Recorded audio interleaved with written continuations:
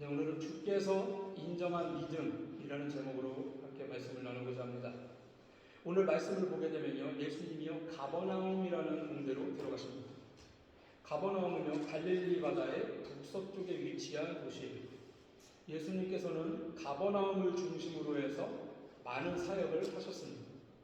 병자들과 귀신 들린 사람들을 고쳐주기도 했고요, 오병이어의 기적을 베푸셨던 것도 가버나움이었습니다. 그리고 가버나움은 베드로의 장모의 집이 있는 도시이기도 했어요. 이 가버나움에서 예수님이여 놀랄만한 믿음을 가진 한 사람을 만나게 됩니다. 그 믿음의 소유자는 로마의 백부장이었어요. 백부장이라고 한다면요, 100명의 병사들을 거느리는 로마의 군인입니다.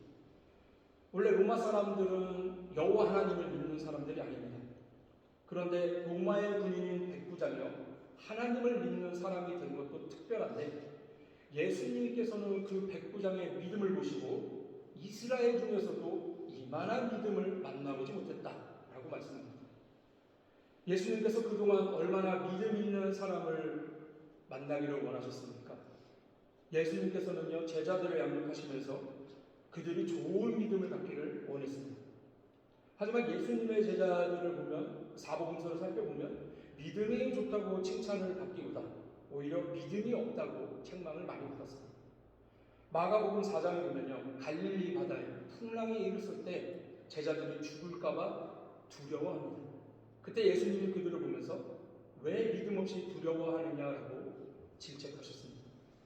예수님께서는요 믿음을 가진 담대한 제자들을 원하셨는데 제자들은 그러지 못했다는 거죠.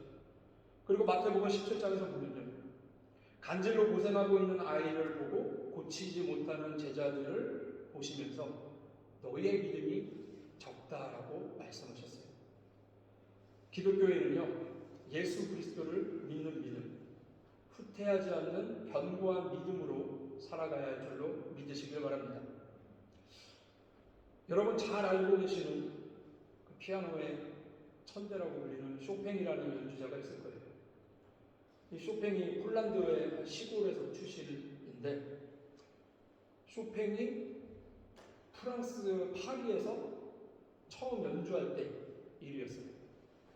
그 파리에서 쇼팽이 연주회를 했는데 그 앞자리에 누가 앉아 있었냐면 독일의 낭만파의 대표적인 작곡가였던 슈만이 앉아 있었다고 해요. 그런데 쇼팽의 연주가 끝나자 슈만이 자리에서 벌떡 일어나더니 여러분 모두들 모자를 벗으십시오. 천재가 출연했습니다. 이런 얘기를 했다고 해요. 이 말이요, 무명의 피아니스트였던 쇼팽을 인약 3개의 대음악가 반열에 올려놓는 계기가 되었습니다. 사람들은요 누구나 인정받기를 원할 거예요. 그러나 정작 중요한 것은 누구에게 인정을 받느냐입니다. 음악에 대해서 아무것도 알지 못하는 사람이 이렇게, 우리 음악 전공자들 많잖아요. 가서 연주 너무 좋았어요. 연주 너무 좋았어요. 이렇게 얘기하는 것보다 세계적으로 유명한 음악가가 당신의 연주는 너무 놀라웠고 엄청 아름다운 해석이었습니다. 이렇게 얘기한다면 그 연주자에게 어떤 것이 더 기쁠까요? 그냥 일반 대중이 와서 연주 너무 좋았어요. 진짜 유명한 음악가가 와서 당신의 연주 너무 좋았어요. 당연히 대음악가가 와서 칭찬해 주는 게 더 값질 거예요. 하나님 앞에서 살아가는 우리 성도들의 인생도 마찬가지입니다. 성도의 인생들이요, 사람들 앞에서 인정받고 칭찬받는 것도 중요하지만 무엇보다 먼저 하나님께 인정받고 칭찬받는 인생이 되어야 합니다. 예수 믿는 사람이라면 세상적인 기준에 의해서 인정받는 삶이 아니라 예수님의 기준에 의해서 인정받는 삶을 살아야 됩니다. 예수님께 인정받고 칭찬받는 그런 삶은 무엇입니까? 오늘 본문을 보면 알 수 있어요. 예수님의 칭찬을 받은 한 명이 등장했죠. 백부장이 등장했어요. 성도 여러분, 예수님께서요 이 백부장과 같은 믿음을 어디에서도 만나보지 못했다고 말씀합니까? 이스라엘 중에서라고 말씀하셨어요. 한번 생각해봐요. 예수님 주변에요 자신의 그 생계와 가족들까지도 막 내팽개치고 예수님을 따라온 12명의 제자가 있었습니다. 그리고 공생애하면서 정말 많은 사람들을 마주쳤을 거고, 그리고 12제자 외에 예수님께 능력을 받고 2명씩 짝되어서 파송되었던 70명의 또 성도들도 있었어요. 그런데 이들 중에 오늘 본문에 등장하는 백부장의 경우처럼 크게 칭찬을 받고 인정받은 사람들이 없었습니다. 이스라엘 중에서도 이만한 믿음을 만나보지 못하였노라. 할렐루야. 이 말씀을 주님께 전해드리는 저와 여러분 되시기를 축원합니다. 자, 그러면 백부장의 이 믿음, 어떤 믿음이었습니까? 먼저는 사랑하지 않아도 될 사람을 사랑하는 믿음이었습니다. 백부장은요, 로마의 군인 장교라고 했죠. 그에게는 여러 명의 종들이 있었을 겁니다. 당시의 통념으로 볼 때요, 사회적 통념으로 볼 때 종은 도구예요. 그냥 물건일 뿐입니다. 짐승처럼 돈을 주고 사고 팔 수 있는 존재였습니다. 그런데 오늘 본문에서 보면 종이 병들게 됐죠. 이렇게 많은 사람들이 종이 병들면요, 대부분의 주인은 그냥 죽도록 방치하든가 아니면 냈다 버리면 됐어요. 왜? 집에 있으면 밥만 축내니까. 병들어서 일도 못하고. 그러면 됐어요. 하지만 백부장은 어땠습니까? 종을 사랑했습니다. 소중하게 여겼어요. 본문 2절 말씀을 보면요, 사랑하는 종이라는 표현을 썼습니다. 여기서 사랑하는 이라는 단어가 헬라어 원어로 보면 엔티모스라는 단어인데요, 원어의 뜻이 가치 있는, 소중한, 귀중한, 값비싼이라는 뜻을 포함하고 있습니다. 그렇습니다. 이 종은요, 백부장에 있어서 소중한 존재였다라는 거예요. 얼마나 소중히 여겼느냐 하면 종의 병을 고치기 위해서 유대인의 장로 몇 명에게 부탁을 해서 예수님께 보냈어요. 혹시 성도 여러분들 중에서는 이 본문을 딱 보고 그 격식을 차리기 위해서 또 예수님이 이스라엘 사람이니까 유대인들의 장로를 보내면 뭐 거절할 수 없을까, 뭐 그렇게 보내지 않았을까라고 생각할지도 몰라요. 근데 여러분, 설사 격식을 차리기 위함이라 할지라도요, 사랑하지 않는 종이라면 격식을 차릴 필요가 없어요. 사랑하지 않는 종이면 갖다 버리면 끝이었어요. 이처럼 백부장이요, 사랑할 필요가 없는 종을 사랑한 사람이었다는, 또 그뿐만 아니에요. 이 백부장이요, 이스라엘 사람들도 사랑했습니다. 3절 말씀 한번 보겠습니다. 시작. 예수의 소문을 듣고 유대인의 장로 몇 사람을 예수께 보내어 오셔서 그 종을 구해주시기를 청한지라. 누가 이 말을 전하라 하죠? 종을 고쳐달라고 유대인의 장로들이 왔어요. 그리고 5절을 보면 이 유대인의 장로들이 얘기하는 거예요, 예수님한테. 그가, 백부장이 우리 민족을 사랑하고 또 우리를 위해서 회당을 지었습니다. 백부장이 보낸 장로들이요, 백부장은 자신들을 사랑하고 유대인들을 사랑하고 또 우리를 위해 회당도 지었다고, 그 백부장이 자신들을 아끼고 있음을 예수님께 고백을 했어요. 성도 여러분, 이처럼 백부장이요, 사람을 대하는 태도가 사랑하지 않아도 될 사람까지 사랑하는 진정한 사랑이었다는 거예요. 솔직히 로마는 지배하고 있는 나라고요. 이스라엘은 거기에 종속된 국가입니다. 피지배층이죠. 로마는 지배층이고. 그러니까 로마 장교 입장에서도 이 사람들을 사랑할 이유가 없어요. 그냥 진짜 돌고 다루면 돼요. 그런데 종도 그렇게 사랑했죠. 또 이스라엘 사람들도 막대하지 않았고 오히려 그들의 신을 인정하고 회당을 지어줬고요. 이 모습 때문에 백부장이 믿음을 인정받을 수 있었습니다. 왜 그럴까요? 왜 그렇습니까? 하나님의 사랑이 이와 같기 때문이죠. 여러분, 하나님의 사랑은 어떤 사랑입니까? 도저히 사랑받지 못할 사람까지도 사랑하는 그런 사랑입니다. 죄로 인해서 죽을 수밖에 없는 인간들을 위해서 독생자를 보내주시고 십자가를 짊어지시고 우리 모든 죄를 대신해서 못 박혀 돌아가셨습니다. 이게 하나님의 사랑입니다. 하나님을 사랑한다고 말로는 수없이 고백하지만 매일의 삶 속에서 예수님을 배반하고 십자가에 못 박혀 돌아가신 예수님을 다시 한번 십자가에 못 박는 그런 파렴치한 삶을 살고 있어도 변함없이 우리를 사랑하시기 때문에 매 순간 관여하시는, 우리의 인생에 참여하시는, 찾아오시는, 그것이 바로 하나님의 사랑입니다. 네덜란드 출신의 신앙인 중에서 코리텐 붐이라는 여사가 있어요. 이 여사님이요, 유대인 계열은 아니었지만 독일 사람들이 유대인을 학대를 할 때 불쌍한 마음에 많은 유대인들을 숨겨주었습니다. 그런데 그게 발각되고요, 독일의 수용소에 끌려가게 돼요. 온갖 고생을 다 했습니다. 그런데 전쟁이 끝나고 자유를 얻게 된 이후에 독일에 와서 한 교회에서 설교를 하게 됐어요. 그때 코리텐 여사가 원수를 사랑하라라는 제목으로 설교를 했다고 해요. 설교가 끝나고 예배가 끝나고 사람들이 와서 인사를 하는데 한 사람이 다가와서 인사를 했습니다. 그런데 그 사람이 누구였냐? 바로 자기가 수용소에 있을 때 자기를 많이 괴롭혔던 간수였대요. 그 사람이 자기 앞으로 다가와서 오늘 당신의 설교를 통해 정말 많은 은혜를 받았습니다. 원수도 사랑하라는 그 설교를 통해서 하면서 손을 내밀었다는 것이죠. 그래서 코리텐 여사도 어쩔 수 없이 손을 내밀면서 악수를 하려고 하는데 순간 자기의 손이 뻣뻣해지는 걸 느꼈대요. 왜 그랬을까요? 자신을 학대하고 괴롭혔던 사람이었다는 것을 알았기 때문에. 내가 어떻게 저 사람을 사랑할 수 있을까? 그 순간 손을 내밀면서 속으로 기도를 했다고 합니다. 그리고 자신의 손으로 그 사람 손을 잡았습니다.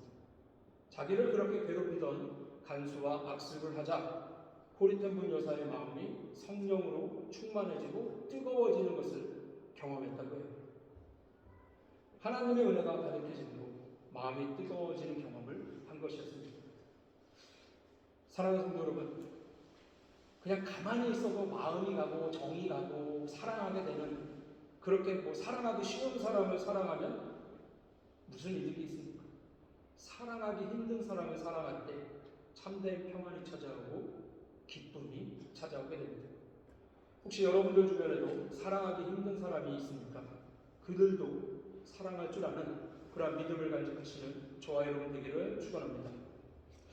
자, 그리고 두 번째로 백부장이 인정받았던 믿음은 자랑할 것이 많음에도 자랑하지 않는 겸손함이 있습니다. 백부장의 청을 간접적으로 들은 예수님이요, 직접 백부장의 집을 찾아가려고 했습니다. 그런데 이 사실을 어떻게 알게 됐는지 백부장이 먼저 또 다른 친구들을 보내가지고 예수님을 만류합니다. 그러면서 하는 말이 무엇입니까? 6절 말씀 함께 보겠습니다. 시작. 예수께서 함께 가실새 이에 그 집이 멀지 아니하여 백부장이 겉들을 보내어 이르되 주여 수고하시지 마옵소서 내 집에 들어오심을 나는 감당하지 못하겠나이다.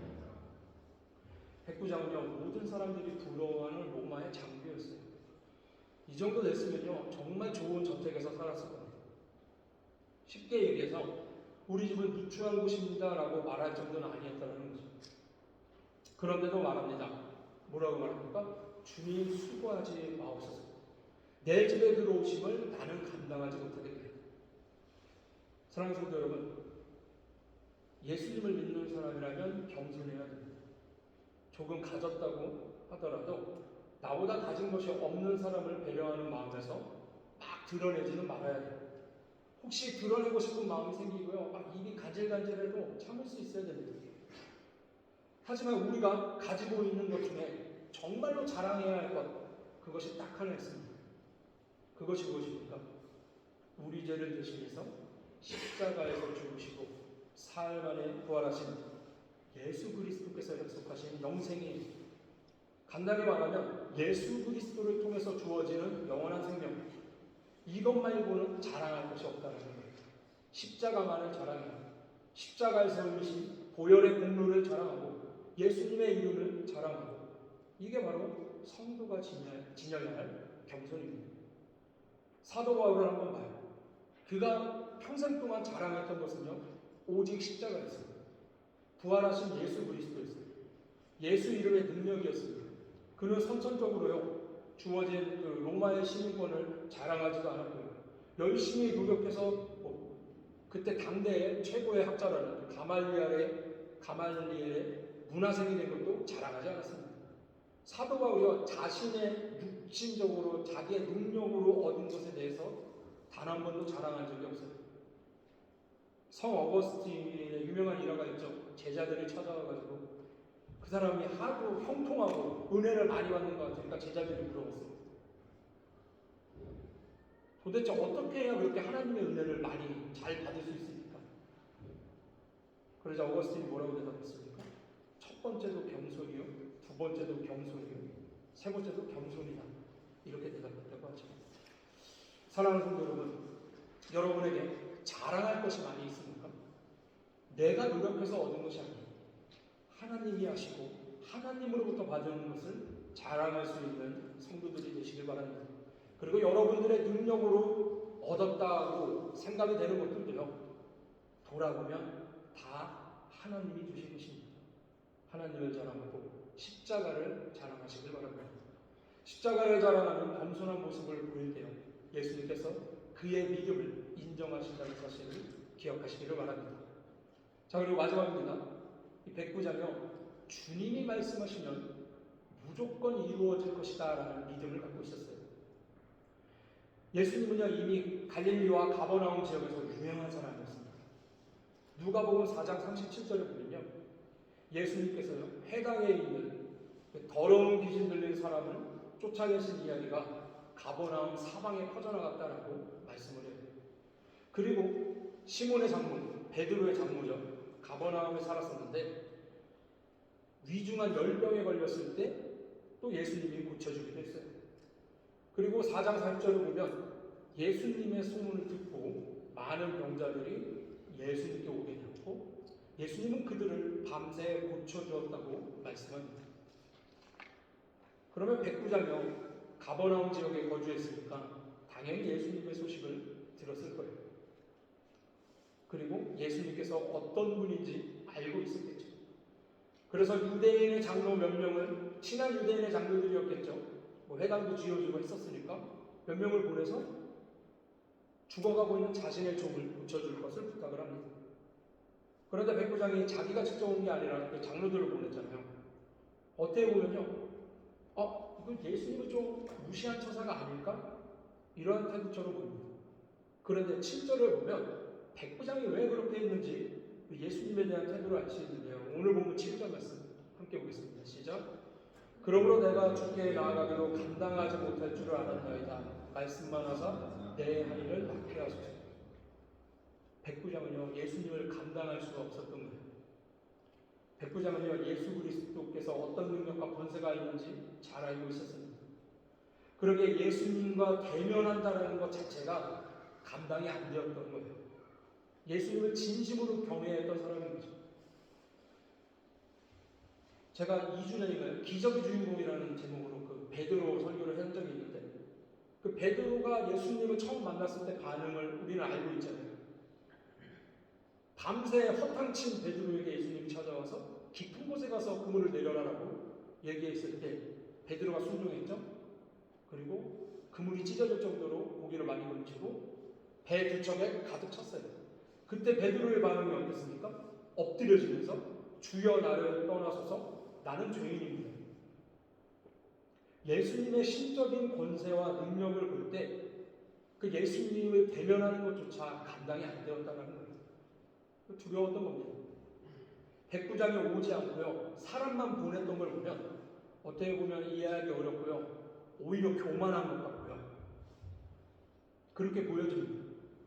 그런데 예수님을 엄청 경외하고 있었던 거죠. 그리고 그 사람이 가식적으로 예수님을 대면하기 싫고, 예수님은 대면하기 싫은데 내 하인의 병은 고치고 싶다? 그래서 내가 친한 유대인들의 장로들을 통해서 예수님께 부탁을 한다? 예수님이 그 사람의 속마음을 모를까요? 알기 때문에 예수님은 이만한 믿음을 보지 못했다라고 칭찬을 했겠죠. 사랑하는 성도 여러분, 바른 믿음은요, 바른 관계 속에서 드러납니다. 예수님에 대해서 정말로 존귀하고 경외하는 마음이 있을 때 그 믿음이 바른 것입니다. 그렇지 않고 나의 필요와 그런 나의 필요함에 따라서 예수님의 능력을 이용하고자 한다면 그것은 바른 믿음도 아니고 칭찬받을 만한 믿음도 아닌 것입니다. 백부장은 예수님께요 처방전을 달라고 하지 않았습니다. 어떻게 해야 내 종이 나을 수 있는지 그 방법을 물어보지도 않았습니다. 어떤 약을 써야 되는지 묻지 않았습니다. 그가 원했던 건 단 한 가지, 세상적인 방법이 아니라 하나님의 방법으로, 주님의 방법대로, 다시 말해서 주님께서 말씀하시는 대로 치유될 것을 믿고 구할 때 반드시 이루어지는 거였습니다. 어떻게 이런 믿음이 가능할 수 있었겠습니까? 주님이 말씀하시면 무조건 이루어질 것이다. 이 믿음이 백부장에게 있었기 때문입니다. 여러분, 하나님께 무엇이든지 구하면요 요동치 않아야 됩니다. 의심하는 자는요 절대로 받을 수 없다고 말씀하셨습니다. 주님이 말씀하시면 무조건 이루어질 것이라는 믿음에 반드시 또 따라와야 하는 게 있어요. 그것이 무엇이냐? 바로 순종과 결단입니다.